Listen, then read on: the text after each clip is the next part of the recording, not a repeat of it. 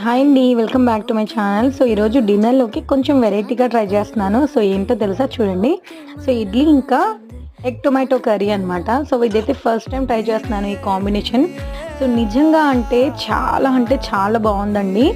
So, తింటుంటే మాత్రం ఆ ఫ్లేవర్ అసలు ఎంత బావుందంటే ఆ ఎగ్ టొమాటో కర్రీ ఫ్లేవర్ దీంట్లోకొచ్చి ఆ టేస్ట్ అయితే చాలా అంటే చాలా బావుంది. సో, మీలో ఎవరైనా ఈ విధంగా ట్రై చేశారా? ట్రై చేసుంటే కామెంట్ చేయండి. సో, అసలు చట్నీ కంటే కూడా ఈ కర్రీ కాంబినేషన్‌తో అయితే చాలా బావుంది. సో, అప్పుడెప్పుడో టొమాటో కర్రీతో అయితే ట్రై చేసి చూడాను. సో, చాలా బావుందనమాట. సో, ఇప్పుడైతే ఈ ఎగ్ టొమాటో కర్రీతో అయితే ట్రై చేసి చూసాను. సో, చాలా అంటే చాలా బావుంది. సో, ఒకసారి చట్నీతో కాదు, ఒకసారి కర్రీస్‌తో కూడా ట్రై చేసి చూడండి ఇడ్లీని. చాలా అంటే చాలా బావుంటుంది. వీడియో నచ్చితే ప్లీజ్ ఒక లైక్ చేయండి. నా ఛానల్‌ని సబ్స్క్రైబ్ చేయండి. Thank you for watching. Bye. మీరు డిన్నర్‌లో ఏం తిన్నారో కామెంట్